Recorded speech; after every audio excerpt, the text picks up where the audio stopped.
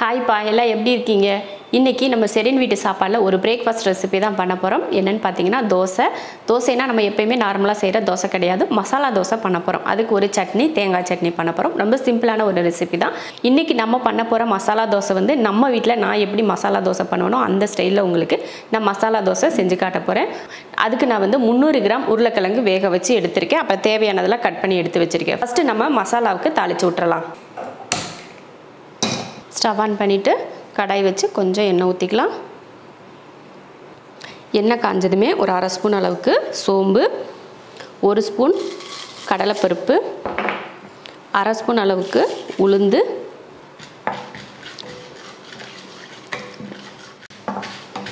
இந்த மாதிரி கடலைப்பருப்பு உளுந்தும் இந்த மாதிரி நல்லா கலர் மாதிரி வந்ததுமே கொஞ்சமாக இஞ்சி, அப்புறம் வெள்ளைப்பூண்டு ஒரு 5 போல் இந்த மாதிரி சின்னதாக வெட்டி சேர்த்துக்கணும். அதே போல் பச்சை மிளகாயும் ஒரு 4லேருந்து 5 உங்கள் காரத்தை பொறுத்து நீங்கள் சேர்த்துக்கலாம். சேர்த்துட்டு லைட்டாக கலந்து விட்டுருவோம். கொஞ்சம் பெருங்காயத்தூள், அடுத்து ஒரு பெரிய வெங்காயம், 2 பெரிய வெங்காயம், கொஞ்சம் மல்லித்தலையும் கருவேப்பிலையும். இப்போ இதை கலந்துருவோம். வெங்காயம் வந்து நல்லா வதங்கி வரட்டும். அதுக்காக ரொம்ப அந்த பொன்னிறமாக வரணும் அப்படின்னு சொல்லுவோம் இல்லையா, அந்த மாதிரியெல்லாம் வரக்கூடாது. ஆனால் வெங்காயம் வந்து நல்லா வதங்கி இருக்கணும். இது வதங்கிட்டு இருக்கட்டும். நம்ம உருளைக்கிழங்குக்கு தோல் உரிச்சிட்டு மசிச்சு எடுத்துக்கலாம். உருளைக்கிழங்கு வந்து உங்கள் விருப்பத்தை பொறுத்து, நீங்கள் வீட்டில் எத்தனை தோசை செய்கிறீங்களோ அதே பொறுத்து, உங்கள் வீட்டில் வந்து எத்தனை பேர் இருக்காங்க அப்படின்னு சொல்லி பார்த்துட்டு அதே பொறுத்து நீங்கள் உருளைக்கிழங்கு வேக வச்சுக்கலாம். நான் வந்து 300 கிராம், நம்ம 4 பேர் சாப்பிடக்கூடிய அளவுக்கு 300 கிராம் எடுத்து வச்சுருக்கேன். எப்படியும் வீட்டில் வந்து மசாலா தோசை செய்கிறோம் அப்படின்னா எல்லாருக்கும் ஒரு 3 தோசை 4 தோசை சாப்பிட்றீங்கன்னா அந்தளவுக்குலாம் மசாலா தோசை நம்ம செய்ய மாட்டோம் இல்லையா. ஒரு தோசை இல்லைன்னா 2 தோசை அளவுக்கு தான் மசாலா தோசை செய்வோம். அதனால தான் நான் கம்மியான அளவுக்கு உருளைக்கிழங்கு எடுத்திருக்கேன். வெங்காயம் வந்து நல்லா வதங்கிடுச்சு. இப்போ இதில் மஞ்சள் தூள் சேர்த்துக்கலாம். மஞ்சள் தூள் சேர்த்து லைட்டாக அந்த எண்ணெயில் கலந்து விட்டுருவோம். கலந்து விட்டதுக்கப்புறமா இப்போ உருளைக்கிழங்கையும் பார்த்தீங்கன்னா நம்ம மசிச்சு எடுத்து வச்சுருக்கோம், அதையே சேர்த்துக்கலாம். இப்போ உருளைக்கிழங்கு சேர்த்துருவோம். உருளைக்கிழங்கு போட்டதுக்கப்புறம் உப்பு சேர்த்துருவோம். உப்பு சேர்த்துட்டு இதை நல்லா கலந்துடலாம். இப்போ நல்லா வந்து கலந்து விட்டுருவோம். நல்லா நம்ம கரண்டியை வச்சு நல்லா இந்த மாதிரி அமுத்தி கலந்திங்கன்னா உங்கள் உருளைக்கிழங்கு கூட அந்த வெங்காயம் இதெல்லாம் கலந்துரும். மசாலா வந்து நல்லா கலந்தாச்சு, அவ்வளோதான். உப்பெல்லாம் பார்த்துட்டு கரெக்டாக பார்த்து சேர்த்துட்டு கலந்துக்கோங்க. இப்போ வந்து இதை இறக்கி வச்சுட்டு நம்ம சட்னி அரைச்சிக்கலாம். இப்போ அடுப்பு ஆஃப் பண்ணிடலாம். பாருங்கள், சூப்பராக எப்படி நல்லா ஒரு ரொம்பையும் தண்ணியாகவும் இருக்கக்கூடாது, அதே சமயம் ரொம்ப கல் மாதிரி கெட்டியாக இருக்கும் பார்த்திங்களா, அந்த மாதிரி இல்லாமல் இந்த மாதிரி நம்ம எடுத்தோம்னா இப்படி போடுற மாதிரி இருக்கணும். அப்போ தான் உங்களுக்கு இந்த தோசையில் வைக்கிறதுக்கு வந்து கரெக்டாக இருக்கும். இப்போ அடுப்பை ஆஃப் பண்ணிக்கலாம். இப்போ மசாலா தோசைக்கு வந்து மசாலா ரெடி ஆயிடுச்சு. அடுத்து நம்ம வந்து சட்னி செஞ்சுக்கலாம். நான் வந்து சிம்பிளாக வெறும் தேங்காய் சட்னியும் மசாலா தோசை மட்டும்தான் செய்ய போகிறேன். அரை முடி தேங்காயை இது போல் துருவி எடுத்திருக்கேன். நான் உங்களுக்கு எப்போயுமே சட்னி பண்ணுறப்போ சொல்கிறது தான், துருவி நீங்கள் சட்னி பண்ணிங்கன்னா உங்கள் சட்னி வந்து நல்ல கலர் வந்து வெள்ளையாக இருக்கும். அதே நீங்கள் அந்த துண்டு எடுத்து நீங்கள் போட்டிங்கன்னா அந்த சட்னியோட கலர் வந்து அந்த ஓடோட கலரும் சேர்ந்து வந்ததுனால கலர் வந்து நல்லா இருக்காது. இப்போ வந்து நம்ம மிக்ஸி ஜாரில் சேர்த்துக்கலாம்.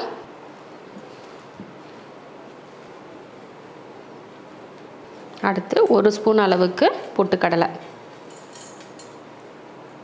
2 பல் பூண்டு, 3 பச்சை மிளகாய், கொஞ்சமாக மல்லித்தலை, 2-3 கருவேப்பிலை.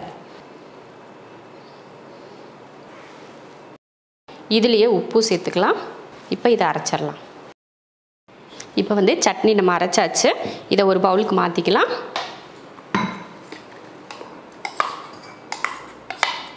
சட்னியை வந்து ஒரு பவுலுக்கு மாற்றியாச்சு. இப்போ நம்ம சட்னியை வந்து தாளிக்கணும் இல்லையா. இந்த சட்னி வந்து நீங்கள் தாளிக்காமல் அப்படியே கூட கட்டி சட்னி மாதிரி நீங்கள் வச்சுக்கிட்டாலும் சூப்பராக இருக்கும். ஆனாலும் நமக்கு எப்போயுமே தாளித்தோம்னா கொஞ்சம் டேஸ்ட் அதிகமாக இருக்கும் அப்படின்னு தோணும் இல்லையா. அதனால தான் நம்ம இப்போ தாளிக்க போகிறோம். இப்போ தாளிச்செல்லாம் இதை இறக்கி வச்சுட்டு ஒரு ஸ்பூன் அளவுக்கு எண்ணெய் விட்டுக்கலாம். எண்ணெய் காஞ்சதுமே கொஞ்சம் கடுகுளுந்து, அடுத்து கருவேப்பிலை. இப்போ சட்னியில் ஊற்றிடலாம். சூப்பரான ஒரு சட்னி ரெடி ஆயிடுச்சு. இந்த கலரை பாருங்கள், அந்த கலரை பார்த்தாலே நமக்கு ரொம்ப சூப்பராக இருக்குது பாருங்கள். ஹோட்டல்களுக்கெலாம் போனோம்னா அந்த மாதிரி கலரில் தான் நமக்கு சட்னி கொடுப்பாங்க. அதுக்கு நம்ம தேங்காயை வந்து துருவி நம்ம சட்னி அரைச்சோம்னா அதே போல் கலர் வந்து நமக்கு கிடைக்கும். தோசை பண்ணுறதுக்கு மசாலாவும் நம்ம ரெடி பண்ணிட்டோம். அடுத்து சட்னி பார்த்திங்கன்னா சட்னியும் ரெடி பண்ணியாச்சு. உங்களுக்கு சட்னி வந்து இதுக்கு மேலே கார சட்னி வேணும் இல்லை சாம்பார் வேணும் அப்படின்னு நினச்சிங்கன்னா நம்ம சேனலில் நிறைய சாம்பார் போட்டிருக்கோம், நிறைய சட்னி வெரைட்டி போட்டிருக்கோம், பார்த்து நீங்கள் செஞ்சுக்கலாம். நான் வந்து இது சிம்பிளாக இருக்கட்டும் அப்படின்றக்காக வெறும் தேங்காய் சட்னி மட்டும் நான் செஞ்சுக்கிட்டேன். இப்போ மாவும் பார்த்திங்கன்னா நான் உப்பு போட்டு முன்னாடியே கலந்து எடுத்து வச்சுருக்கேன். இப்போ நம்ம தோசை ஊற்றிக்கலாம். நம்ம கிச்சனில் ஷெரின்ஸ் கிச்சன்லேயும் சரி, ஷெரின் வீட்டு சாப்பாடுலேயும் சரி நிறைய மாவு வெரைட்டியெல்லாம் போட்டிருக்கோம். இட்லி மாவு, தோசை மாவு, அப்புறம் இன்ஸ்டன்ட் தோசை மாவு, இந்த மாதிரி நிறைய போட்டிருக்கோம். நீங்கள் அதையே பார்த்து ட்ரை பண்ணிக்கோங்க மாவு அரைக்கிறது.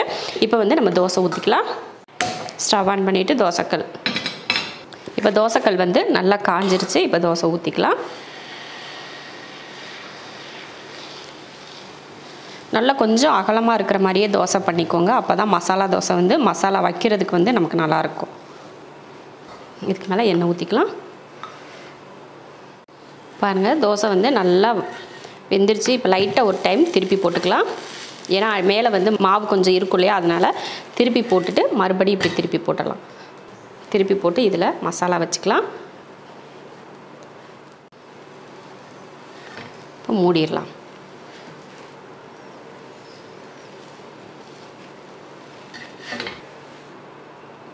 சூப்பரான ஒரு மசாலா தோசை ரெடி ஆயிருச்சு. மறுபடியும் மீதி இருக்கிற தோசையை ஊற்றி எடுத்துக்கலாம். இப்போ சட்னி ரெடி பண்ணிவிட்டு தோசையும் நம்ம ரெடி பண்ணியாச்சு. அதே போல் நம்ம வீட்டில் சாம்பாரோ இல்லை மற்ற சட்னி எதனா நம்ம எக்ஸ்ட்ரா வச்சுருந்தோம் அப்படின்னா அது இது கூட சேர்த்து நம்ம சாப்பிட்டுக்கலாம். நம்ம வீட்டில் வந்து சாம்பார் இருந்ததுனால நான் இந்த இதுக்கு வெறும் தேங்காய் சட்னி மட்டும் நான் பண்ணிட்டேன். நீங்கள் வந்து நம்ம சேனலில் நிறைய சட்னி வெரைட்டி, சாம்பார் வெரைட்டியெல்லாம் போட்டிருக்கோம். அதை பார்த்து நீங்கள் ட்ரை பண்ணிக்கோங்க. இப்போ வந்து பரிமாறிக்கலாம். ஹோட்டல் போல் நல்ல மொறுமொறுப்பாக மசாலா தோசை சூப்பராக ரெடி பண்ணியிருக்கோம். நம்ம வீட்டில் பண்ணுறதுனால மசாலா வந்து நிறைய வச்சு நம்ம சாப்பிட்றப்போ ரொம்ப நல்லாயிருக்கும். தேங்காய் சட்னியும் பார்த்திங்கன்னா ஹோட்டலில் சாப்பிட்ற அதே டேஸ்ட்லேயும் அதே கலர்லேயும் தேங்காய் சட்னி. இந்த சாம்பார் வந்து நம்ம வீட்டில் முன்னாடியே வச்ச சாம்பார், அதனால் நான் தோசைக்கு தொட்டுக்கிறேன். அதையும் சைடிஷாக எடுத்துக்கிட்டேன். சூப்பரான ஒரு ருசியில் பிரேக்ஃபாஸ்ட் ரெடி பண்ணிட்டோம். நீங்களும் இதே மெத்தடில் மசாலா தோசை செஞ்சு பாருங்கள். இந்த மசாலா தோசை மட்டும் இல்லாமல் இன்னும் அடுத்தடுத்து வேறு ஸ்டைலில் மசாலா தோசை உங்களுக்கு நான் செஞ்சு காட்டுறேன். இன்றைக்கி வந்து நம்ம சிம்பிளாக எப்படி பேசிக்காக ஒரு மசாலா தோசை செய்யலாம் அப்படிங்கிறத இன்றைக்கி நம்ம பண்ணியிருக்கோம்.